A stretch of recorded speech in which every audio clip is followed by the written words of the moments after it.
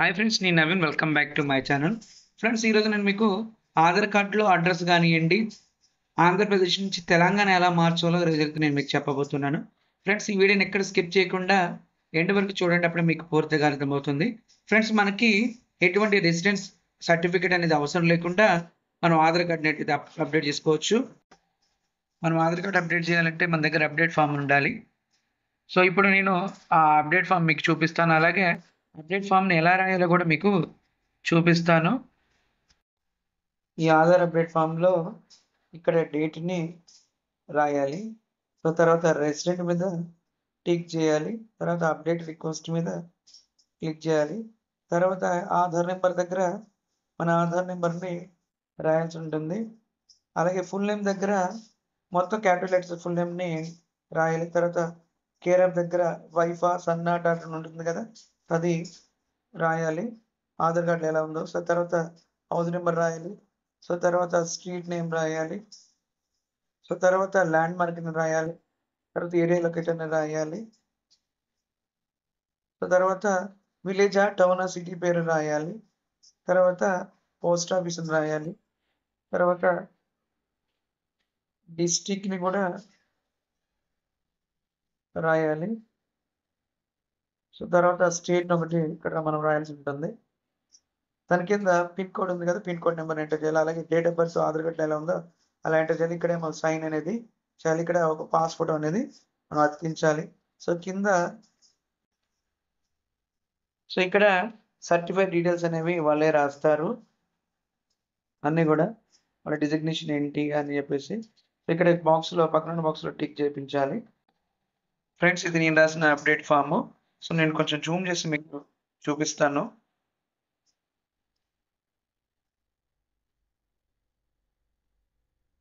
So ఇక్కడ నేను date రాశాను.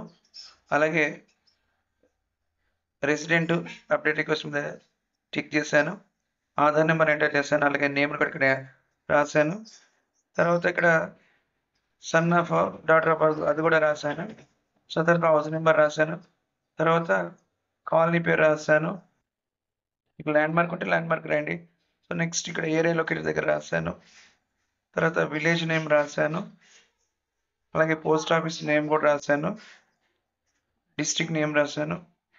ఇక్కడ స్టేట్ నేమ్ కూడా రాశాను. తర్వాత పిన్ కోడ్ ఎంటర్ చేశాను. పక్కనున్న బాక్స్లో వాళ్ళతో సైన్ అయితే మనం చేయించాల్సి ఉంటుంది. సో కింద డేట్ ఆఫ్ బర్త్ అనేది కూడా రాశాను ఇక్కడ. సో కింద ఉన్న డీటెయిల్స్ మా panchayat secretary details.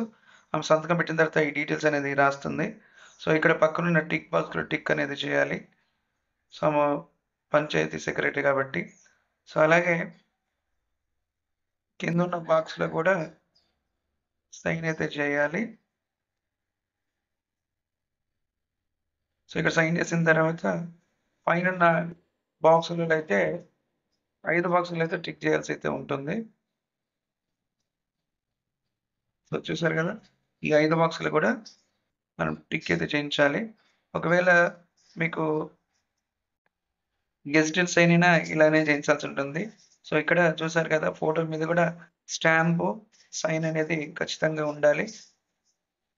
So friends, ఈ విధంగా మనము అప్డేట్ ఫామ్ని అయితే ఫిల్అప్ చేసుకోవాలి. సో కింద కూడా చూసారు కదా, కింద స్టాంప్ ఉంది, ఫోటో మీద కూడా స్టాంప్ ఉండాలి, సైన్ కూడా ఉండాలి. సో ఇలా మన అప్డేట్ ఫామ్ని అయితే ప్రిపేర్ అయితే చేసుకోవాలి. సో అప్డేట్ ఫామ్ ప్రిపేర్ అయిపోయిన తర్వాత నెక్స్ట్ ఆన్లైన్ ప్రాసెస్ ఎలా ఉంటుందో ఇప్పుడు నేను మీకు చూపిస్తాను. క్రోమ్ బ్రౌజర్ అయితే ఓపెన్ చేయండి. సో సెర్చ్ బాక్స్లో ఆధార్ అని సెర్చ్ చేయండి. వచ్చిన ఫస్ట్ వెబ్సైట్ని ఓపెన్ చేయండి. ఇక్కడ వెల్కమ్ మీద క్లిక్ చేయండి. సో క్లిక్ చేసిన తర్వాత మనకి సైట్ అనేది ఓపెన్ అవుతుంటుంది. ఇక్కడ గెట్ ఆధార్ అని ఉంటుంది. మీరు కింద స్క్రోల్ చేస్తే గెట్ ఆధార్ మీద క్లిక్ చేయండి. సో ఇక్కడ డౌన్లోడ్ ఆధార్ అని ఉంటుంది. డౌన్లోడ్ ఆధార్ మీద క్లిక్ చేయండి. క్లిక్ చేసిన తర్వాత మీకు ఇట్లా పాపప్ వస్తుంది, ఇది క్యాన్సిల్ చేసేయండి. సో ఇప్పుడు డాష్ బోర్డ్ మీద క్లిక్ చేయండి. ఇప్పుడు లాగిన్ మీద క్లిక్ చేయండి. సో క్లిక్ చేయగానే మనకి ఇక్కడ ఆధార్ నెంబర్ అడుగుతుంది. సో ఆధార్ నెంబర్ ఎంటర్ చేయండి. అలాగే కింద క్యాప్చా అడుగుతుంది. సో క్యాప్చాని కూడా ఎంటర్ చేసి సెండ్ ఓటీపీ మీద క్లిక్ చేయాలి.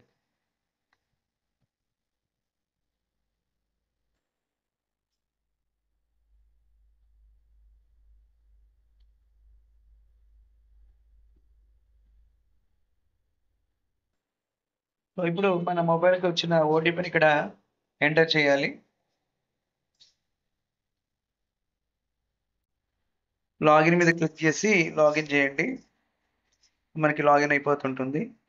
సో ఇక్కడ మనకి లెఫ్ట్ సైడ్లో అడ్రస్ అప్డేట్ అని ఉంది కదా, సో దాని మీద క్లిక్ చేయండి. సో క్లిక్ చేసి చేయగానే మళ్ళీ మనకి అప్డేట్ ఆధార్ అని వస్తుంది. సో దాని మీద కొట్టి ప్రొసీడ్ అప్డేట్ ఆధార్ అని ఉంటుంది. దాని మీద క్లిక్ చేయగానే మళ్ళీ ప్రొసీడ్ అని వస్తుంది. ప్రొసీడ్ మీద క్లిక్ చేయండి. సో ఇక్కడ డీటెయిల్స్లో మనం ఎంటర్ చేయాల్సి ఉంటుంది. సో మనం ఇక్కడ కేర్ ఆఫ్ అడ్రస్ కాడ నుంచి మనం ఎంటర్ చేయాల్సి ఉంటుంది. సో ఇక్కడ నేను సన్ ఆఫ్ దగ్గర నుంచి కొడుతున్నా చూడండి. సో మనము క్యాండిడేట్ నేమ్ అయితే మనం ఇక్కడ అసలు ఎంటర్ చేయము. సో వాళ్ళ ఫాదర్ నేమ్ కాడ నుంచి మదర్ నేమ్ కాడ నుంచి మనం ఇక్కడైతే ఎంటర్ చేయాల్సి ఉంటుంది. సో నేను ఎంటర్ చేశాను ఇక్కడ. సో హౌస్ నెంబర్ దగ్గర హౌస్ నెంబర్ని ఎంటర్ చేశాను. అలాగే స్ట్రీట్ దగ్గర స్ట్రీట్ని ఎంటర్ చేస్తున్నాను.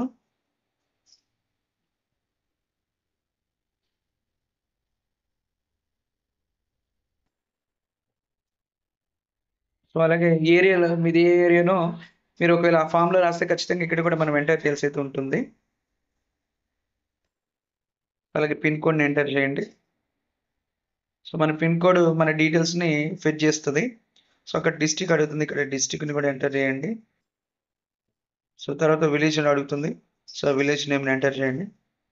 సో తర్వాత ఇక్కడ మనల్ని డాక్యుమెంట్ అడుగుతుంది. నేను పంచాయత్ సెక్రటరీ కాబట్టి విలేజ్ సెక్రటరీ అని ఉంటుంది. విలేజ్ సెక్రటరీ మీద సెలెక్ట్ చేసుకుంటున్నాను. సో ఇప్పుడు అప్లోడ్ డాక్యుమెంట్ మీద క్లిక్ చేస్తున్నాను. సో నేను సేవ్ చేసుకున్న డాక్యుమెంట్ని పీడిఎఫ్ రూపంలో కూడా సేవ్ చేసుకున్నాను. సో అది నేను అప్లోడ్ చేస్తున్నాను. ఇక్కడ పీడిఎఫ్ మాత్రమే మనల్ని యాక్సెప్ట్ చేస్తుంది. సో అప్లోడ్ చేసిన తర్వాత అదేనా డాక్యుమెంట్ కాదని ఒకసారి మనం చెక్ చేస్తున్నాను. సో చూసారా, మనం అప్లోడ్ చేసుకున్న డాక్యుమెంట్ అయితే ఇదే. సో డీటెయిల్స్ అన్ని కరెక్ట్గా ఉన్నాయో లేవో అని చూసుకోండి. సో చూసుకున్న తర్వాత ఇప్పుడు నెక్స్ట్ మీద క్లిక్ చేయాలి.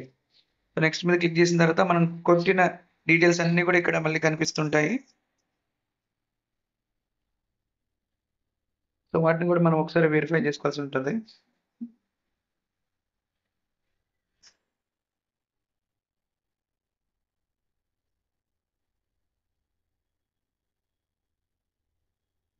సో చూడండి, ఇక్కడ నేను మన డీటెయిల్స్ అని చూసాం, కానీ ఇక్కడ మనం కొట్టిన డీటెయిల్స్లో తెలుగులో వచ్చేసరికి నేను కోండ్రు అని కొడితే ఇక్కడ కొందరు అని పడ్డది. చూస్తున్నాను చూడండి, మీకు చూపిస్తున్నాను ఇక్కడ. సో మళ్ళీ నేను దాన్ని ఎడిట్ చేస్తున్నాను.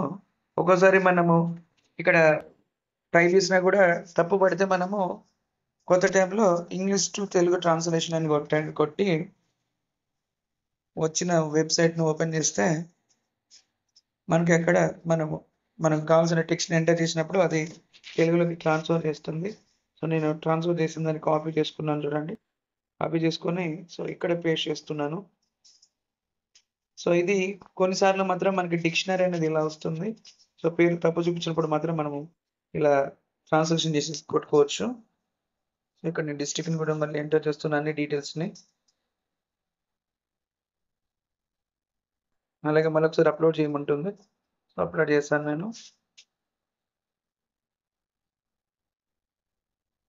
సో ఇప్పుడు నెక్స్ట్ మీద క్లిక్ చేస్తున్నాను.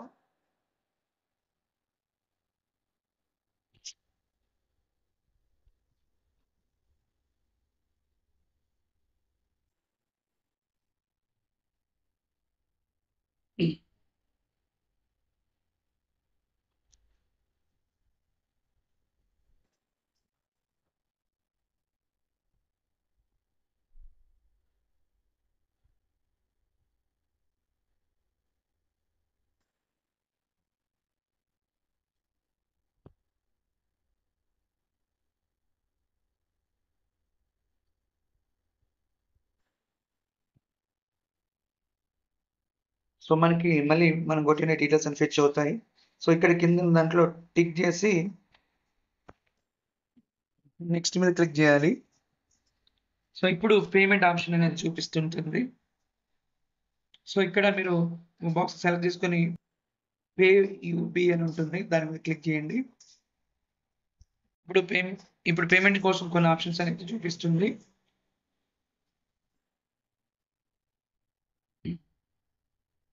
సో ఇక్కడ షో ఆల్ మీద క్లిక్ చేయండి.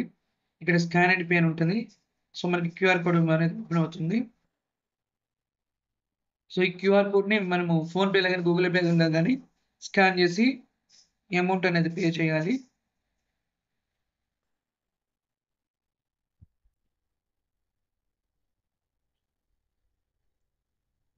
అమౌంట్ పే చేయగానే మనకి అప్డేట్ స్లిప్ అనేది జనరేట్ అవుతుంటుంది.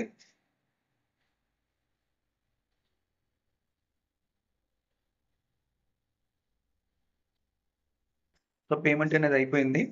సో ఇప్పుడు మనకి స్లిప్ జనరేట్ అయింది. సో ఇక్కడ డౌన్లోడ్ ఎక్నాలజ్మెంట్ అని ఉంటుంది. సో డౌన్లోడ్ మీద క్లిక్ చేయండి. సో ఆ రిసిప్ట్ కూడా మనకి ఇలా చూపిస్తుంటుంది. సో ఈ విధంగా ఫ్రెండ్స్ మనం ఆధార్ కార్డ్ని అప్డేట్ చేయొచ్చు. ఫ్రెండ్స్ మీకు ఈ వీడియో నచ్చినట్లయితే షేర్ చేయండి, లైక్ చేయండి, కామెంట్ చేయండి, సబ్స్క్రైబ్ చేయడం మాత్రం మర్చిపోవద్దు. సబ్స్క్రైబ్ చేసి పక్కన ఉన్న బెల్ బటన్ని యాక్టివేట్ చేయడం ద్వారా నేను పెట్టే వీడియోస్ అన్నీ కూడా మీకు నోటిఫికేషన్గా వస్తాయి. Thank you.